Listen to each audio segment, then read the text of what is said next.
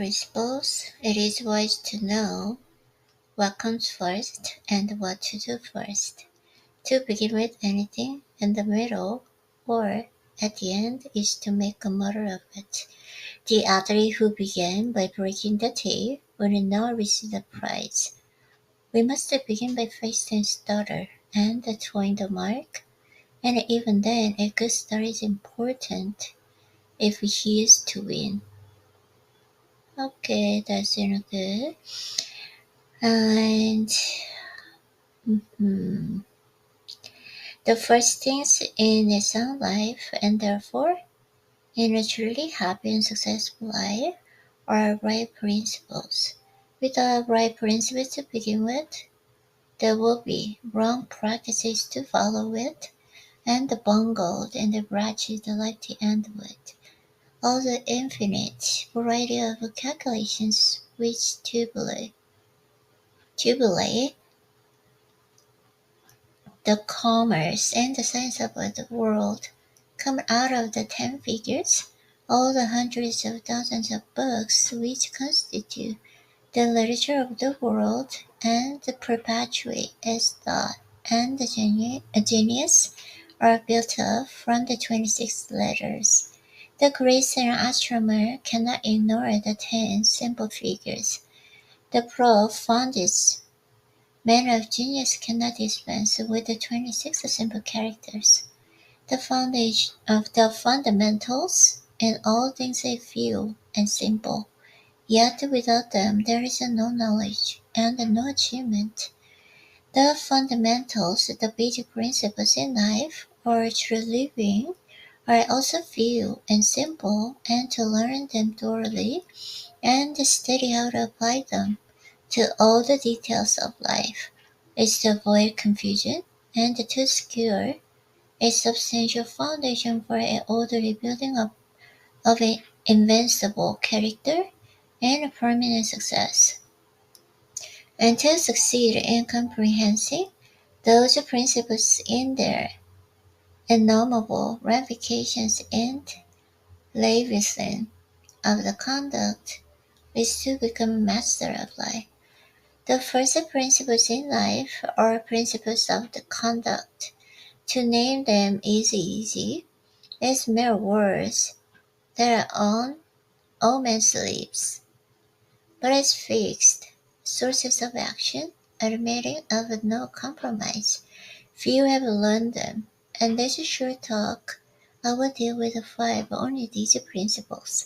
These five are among the simplest of the root principles of life, but there are those that come nearest to the everyday life, for they touch and the artisan or businessman, the householder, the citizen at every point.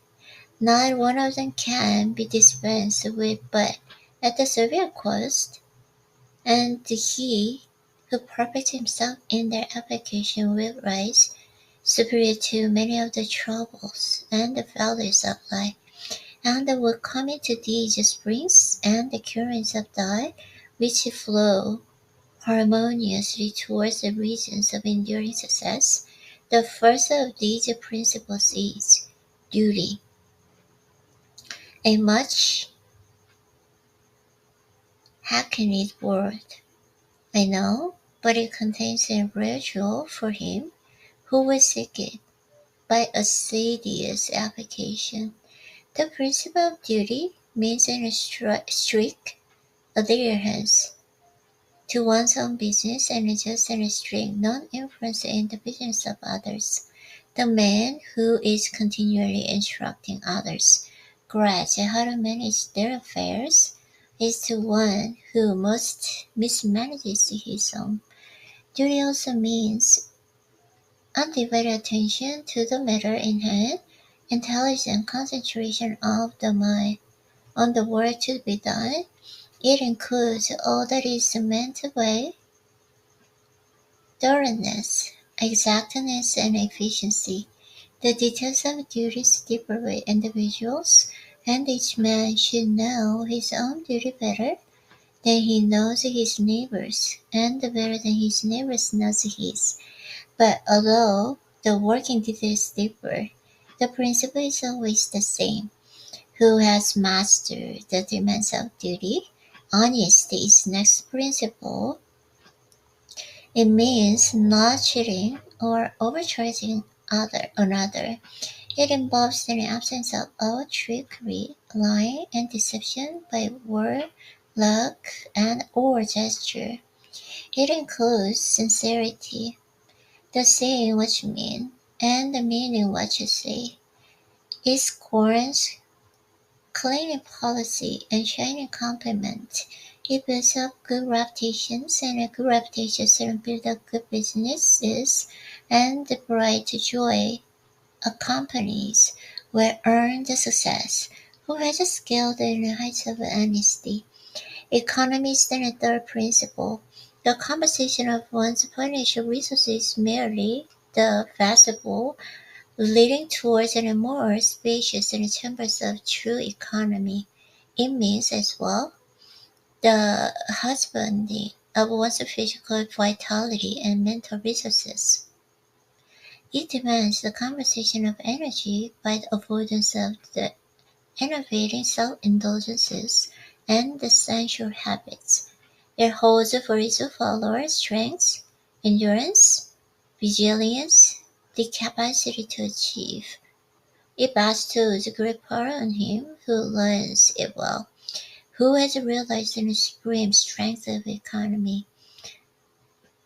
Liberality follows economy. It is not opposed to it. Only the man of economy can afford to be generous. The spended drift, whether in money, vitality, or mental energy, wasted so much on his own miserable pleasure is to have none left and bestow upon others. The giving of money is the smallest part of the liberality. There is a giving of thoughts and deeds and the sympathy. By bestowing of goodwill, the being generous towards calumniators and opponents. It is a principle that badges and noble, far-reaching influence. It brings in loving friends and the staunch and cruel man's, and is the foe of loneliness and despair. Who has measured the breadth of liberality? Self-control is the last of these five principles, yet the most important. Its neglect is the cause and vast misery, innumerable failure, and tens of thousands of financial, physical, and mental wrecks. Show me the business who loses his temper with a customer over the trivial matter, and I will show you a man who, by that condition of mind, is doomed to failure. If a man practicing even the initial stages of self-control, anger, with its consuming and destroying fire, would be unknown. The lessons of patience, purity, gentleness, kindness, and the steadfastness, which are contained in the principle of the self-control, are slowly learned by men. Yet until they are truly learned, man's character and success are uncertain and insecure. Oh, that's true. Hmm. The lesson of patience, purity, gentleness, kindness, and steadfastness, which are contained in the principle of self-control, are slowly learned by men, yet until their true learned mental character and success are uncertain and insecure. Where is the man who is perfect himself in self-control? Where he may be, he is a master indeed. Yes, this is beautiful sentence, Ray. Um, I can make it highlight for here and I try to make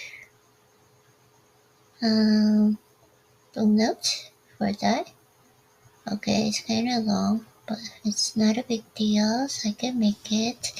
Okay, so the five principles and the five practices, five avenues to achievement, and the five sources of knowledge. It is an old saying and a good rule that practice make perfect, and he who would make his own the wisdom which is inherent in those principles must not merely have them to his lips, they must be established in his heart. To know them and receive them what they alone can bring, he must do them, and give them out in his action. Wow, okay. Some methods. From the five foregoing right principles, when they're truly apprehended and practiced, will issue some methods. Right principles are manifested in harmonious action, and the method is to life what law is to the universe. Everywhere in the universe there is an harmonious adjustment of parts, and it is this in its symmetry and harmony that reveals in the cosmos as distinguished from chaos. So, in human life, the difference between a true life and a false, between one purposeful and effective and one purposeless and weak, is one of method.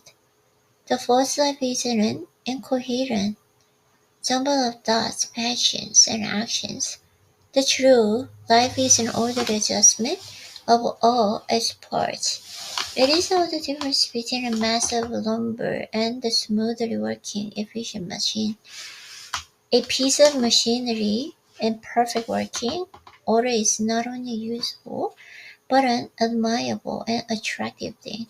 But when its parts are all about gear and refuse to be readjusted, its usefulness and attractiveness are gone, and it is thrown on the scale heap. Likewise, in a life perfectly adjusted in all its parts so as to achieve the highest point of efficiency, is not only powerful, but an excellent and a beautiful thing, whereas a life in a confused, inconstant, discordant, is a disprobable exhibition of wasted energy.